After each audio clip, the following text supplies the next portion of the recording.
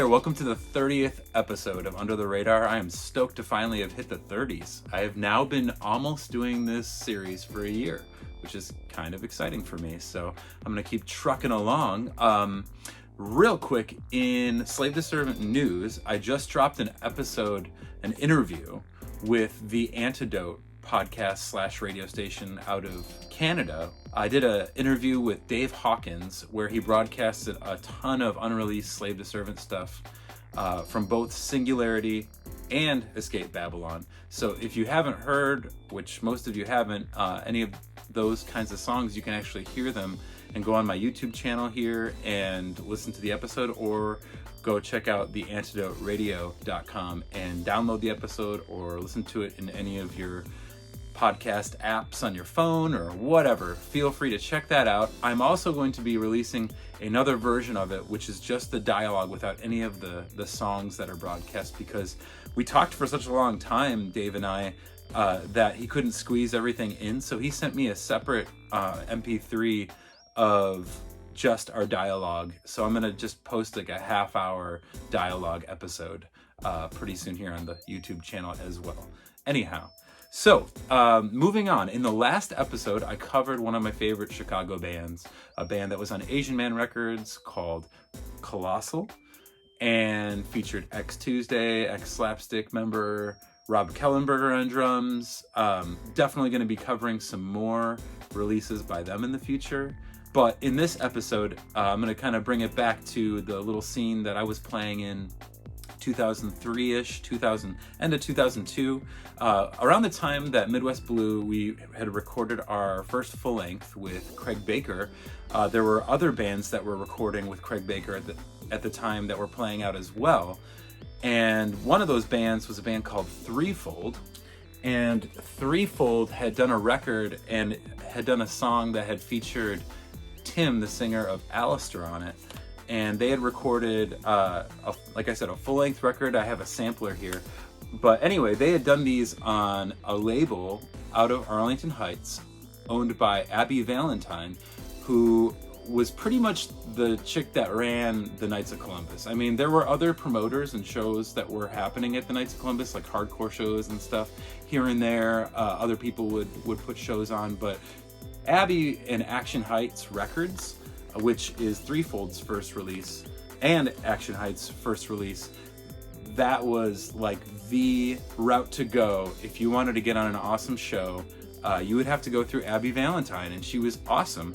Not only was she awesome, but she had this label, like I said, Action Heights Records. So yeah, when I was recording with Craig Baker, Threefold had been recording there. There was a band that wasn't on Action Heights, but a ska band that was local that I haven't mentioned before called Milkman's Kid. And they were also playing Fireside and playing out a lot. But the band I'm going to cover today was a band called The Phoenix Rising. And now, The Phoenix Rising was from Portage, Indiana. And they were kind of like a post-hardcore emo, I don't want to say screamo, but like they were almost there. But they played with a lot of really good bands, toured, played with Coed and Cambria, Beautiful Mistake, Dead Poetic, Beloved, My Hotelier, Alistair, Alexis on Fire, Spitalfield, etc. I remember seeing them numerous times at the Knights of Columbus. And actually, the first show that I ever played the Metro with Midwest Blue, first time ever in the Metro, was with Phoenix Rising. And they had released this EP that they had recorded with Craig Baker, who did Midwest Blues Remember to Forget, which contained a lot of the stuff that was on their first demo. Actually, I think all of the stuff, but re-recorded and sounded so good.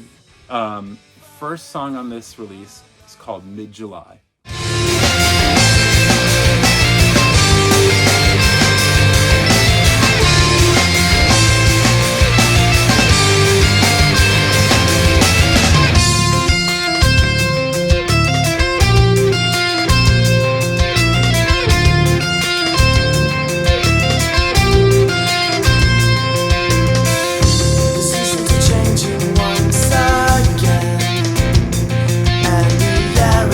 My lungs, so I take a deeper breath and roll the windows down and close my eyes underneath the stars, we're dreaming of the California sunrise.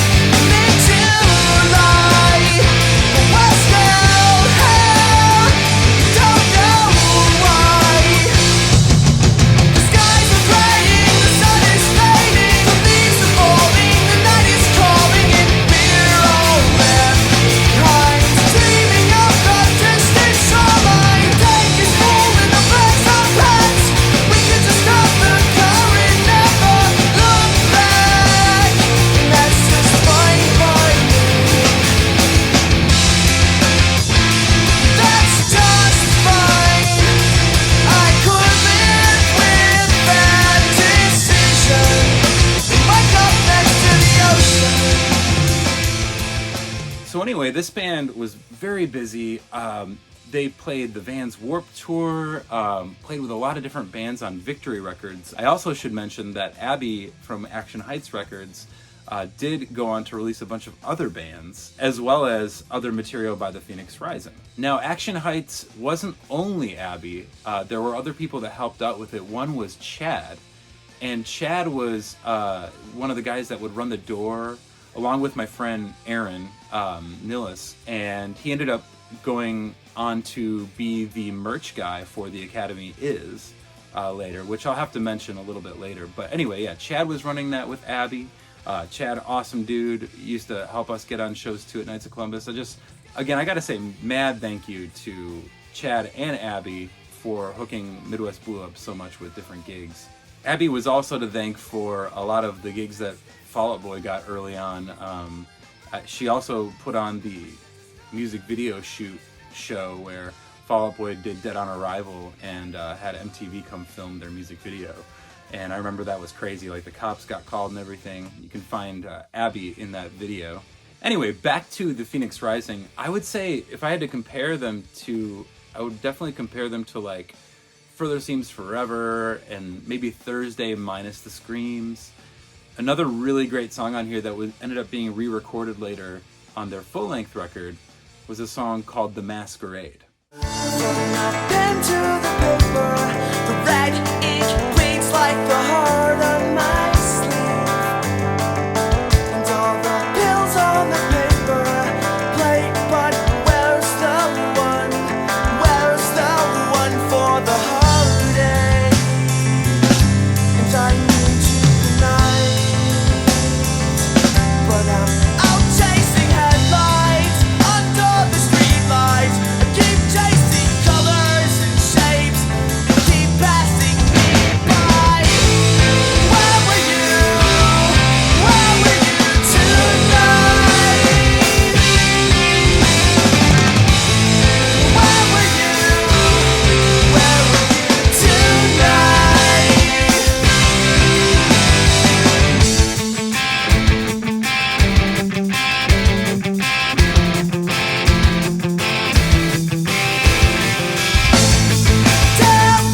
down all of your photographs,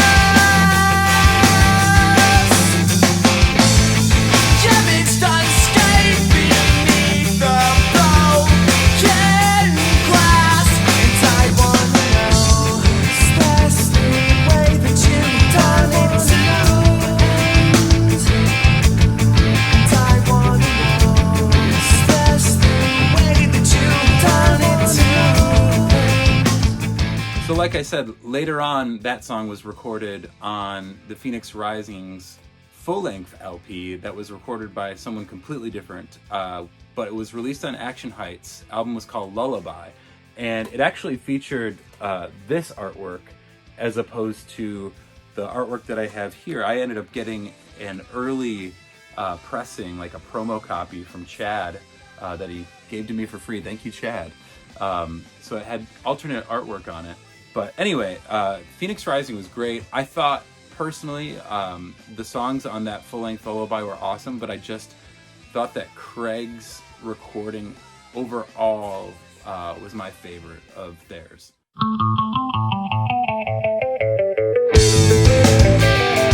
Looking up, arms outstretched, waving our fists at the sky,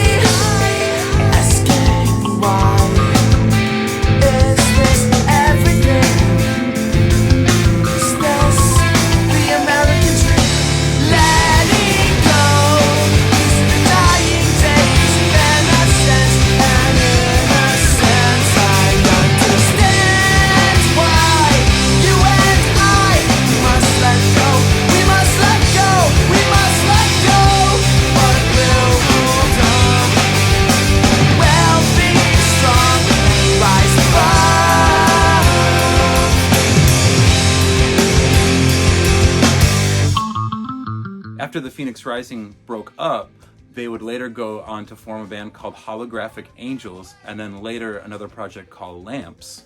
I kind of lost touch with them. I think maybe I played with Lamps one time. I can't remember. Maybe with Dorm Life. But anyway, Phoenix Rising was a very busy band. They definitely had their own little following going on in Chicago. I'm surprised that they didn't end up signing to Victory Records, since Abby would later go on to work at Victory Records for a while. I thought they were definitely worthy of signing to a bigger label, but they broke up sooner than I thought they would. Anyhow, if you get a chance, check out Looking Glass 4. This EP is great. And also check out their album Lullaby, both on Action Heights Records. Like I said, Action Heights would go on to release other bands such as Fault Lines and The Response, and I think they only put out maybe 5 or 6 releases total, most of which I have. But yeah, mad shoutouts to Abby and Chad, Action Heights Records. They were definitely one of the other labels, and just people in the scene that were just so actively booking shows and getting bands in front of an audience. I mean, it was just an awesome time. So mad shoutouts to them. In other news, the Singularity Collection CD is almost done being pressed. It will be shipped to me probably just after Christmas. I will have it in before the new year, I'm sure.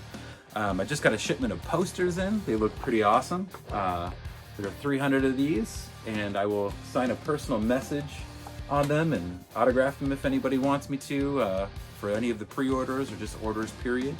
But yeah, this should be in pretty soon. And yeah, I'm talking with another label about releasing Escape Babylon very soon, and hopefully I'll be able to update you on that. But in the meantime, be on the lookout for another broadcast of the Antidote interview without music. Let's get into song topics. The ones coming from Slave to Servant range all over the place. One that got my attention was Destroying the Eye.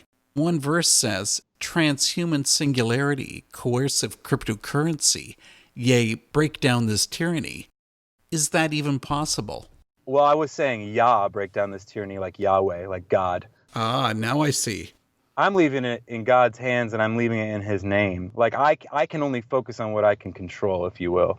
So Destroying the Eye is the opening song on the new record, Escape Babylon. And it actually is my favorite song, I think, that I've ever written, to be honest. For me, like, melodically and everything about it, like, it just summed up my thoughts on society. And do I think it's possible?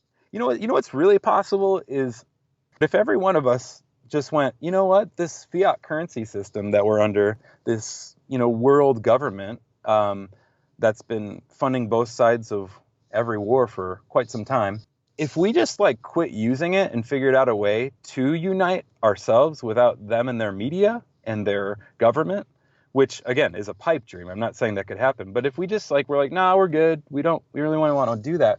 I think that we could find a way. I think that it's possible. I'm not saying that it's going to happen or that it's. I do believe that it's a possibility for us to come together as people. I think that it's happened throughout history. To quote Tupac, "Look at the hearts of men. There's nothing new under the sun," right? Where our hearts are flawed. So at the same time, I feel like you could have this utopia, so to speak, or this coming together, but eventually you would have problems because that's just our flawed human nature. Should be going out very soon. But yeah, look forward to putting together another episode very soon. And thank you for your time.